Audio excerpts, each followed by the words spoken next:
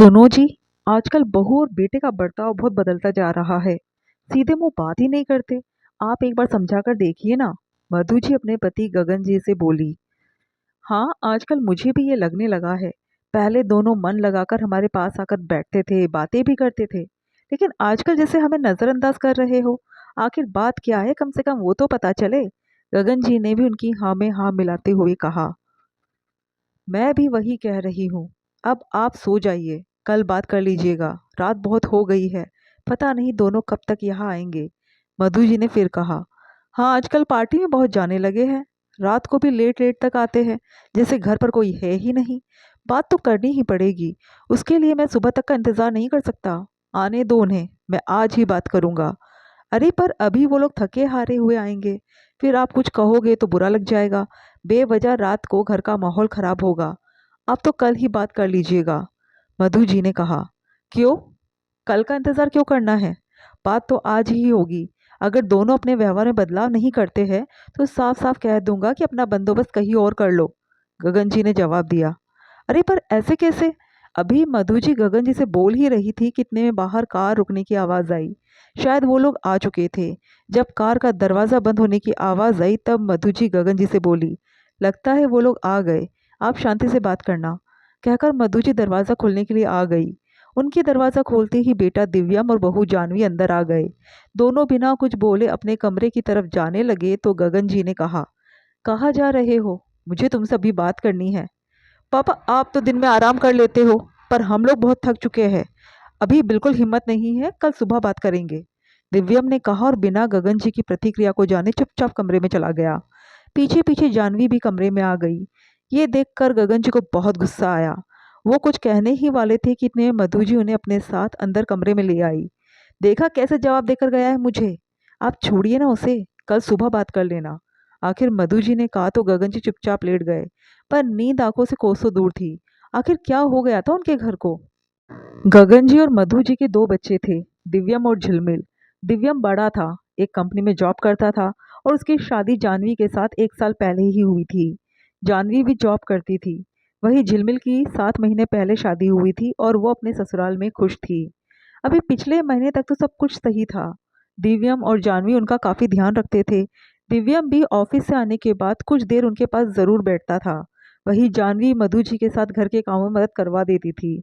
अपने सास ससुर दोनों का बहुत ही ध्यान रखती थी। फिर एक दिन मधु जी की तबीयत ज्यादा बिगड़ गई। उन्हें हॉस्पिटल में एडमिट कराना पड़ा। उस समय गगन जी ही उनके पास वहां रुकते थे। जब 2 दिन बाद वो अस्पताल से वापस आए तो सब कुछ बदल गया था। अब तो वो लोग उनके पास बैठना भी पसंद नहीं करते थे। आखिर अचानक ऐसा क्या हो गया, उन्हें कुछ भी समझ में नहीं आ रहा था। खैर सुबह दिव्यम और जानवी 8 बजे उठकर अपने कमरे से बाहर आए। उन्हें देखते ही गगन जी ने कहा। अरे 8 बज गए हैं, तुम दोनों को ऑफिस नहीं जाना है क्या? नहीं पापा, हमने 5 दिन की छुट्टी ली है। हमारा दोस्तों के साथ बाहर घूमने का प्लान है। बस अभी 3 घंटे बाद यहाँ से निकलेंगे। दिव्यम ने कहा। तुमने बाहर जाने का प्लान बना लिया और हमें बताया तक नहीं? मधु जी ने हैरानी से कहा। अब हर चीज आपको बताना जरूरी है क्या? हमारी जिंदगी है, हम अपने फैसले खुद ले सकते हैं।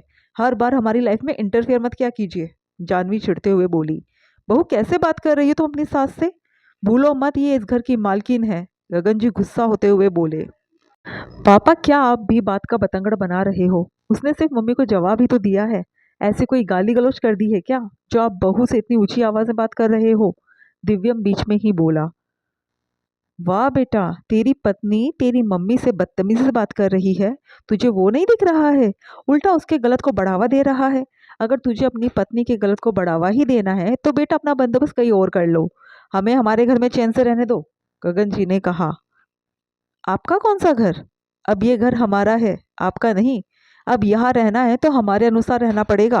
आपने खुद मकान के पेपर पर साइन किए थे। अचानक जानवी बोली। सुनकर गगन जी और मधु जी सकते में आ गए। आखिर हमने कब साइन किए थे? अचानक गगन जी ने कहा। फिर उन्होंने दिव्यम की तरफ देखा। वो नजरें नीचे करके बैठा हुआ था। वो दिव्यम के पास गए और उसका कॉलर पकड़कर खड़ा किया। क्या किया है तुमने? कब किया मैंने मकान के पेपर पे साइन? सच सच बता मुझे। पापा, उस समय मम्मी हॉस्पिटल में थी तो कुछ पेपर पे साइन करवाए थे ना आपसे। बस तब। कहते कहते दिव्यम चुप हो गया और अपने आप को छुड़ाकर अंदर कमरे में चला गया। तब गगन जी को याद आया कि उस समय जब मधु जी हॉस्पिटल में एडमिट थी तब दिव्यम ने कुछ ज़रूरी पेपर्स पे उनके साइन करवाए थे, ये कहकर कि मम्मी के इलाज से संबंधित है। और उन्होंने विश्वास ही विश्वास में बिना देखे ही साइन किए थे। पर उन्हें ये नहीं पता था कि उनका बेटा उनसे इतना बड़ा धोखा कर गया है। आपकी हिम्मत कैसे हुई मेरे पति का कॉलर पकड़ने की? निकल जाइए आप यहाँ से। ये घर मेरा है और आप लोग इस घर में नहीं रह सकते। अचानक जानवी चिल्ला पड़ी और मधु जी को जबरदस्ती धकेलते हुए घर के बाहर निकालने लगी। ये देखकर गगन जी आगे आए और मधु जी को लेकर बिना कोई सामान लिए ही खुद ही घर के बाहर निकल गए। उसके बाद वो सीधा पुलिस स्टेशन गए और वहां अपने बेटे बहू के खिलाफ एफआईआर करवाई और साथ ही कुछ एनजीओ से मदद मांगी। इसके अलावा कुछ फोन और किए। पुलिस और एनजीओ वालों के साथ गगन जी और मधु जी वापस अपने घर आए। इधर दिव्यम और जानवी बाहर जाने के लिए अपना सामान पैक करके निकल ही रहे थे कि अचानक पुलिस को देखकर दोनों की सिट्टी पिट्टी गुम हो गई। इससे पहले कि वो लोग कुछ कहते तब तक जानवी के माता पिता भी पहुंच गए।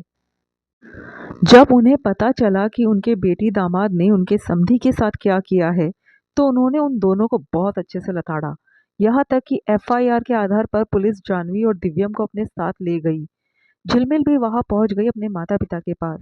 पर मधु जी के समझाने पर गगन जी ने एफआईआर तो वापस ले ली, जिसके कारण दोनों को जेल तो नहीं हुई, लेकिन उसके बाद कानूनी प्रक्रिया के साथ गगन जी और मधु जी को उनका मकान वापस मिल गया। जानवी और दिव्यम को घर छोड़कर जाना पड़ा।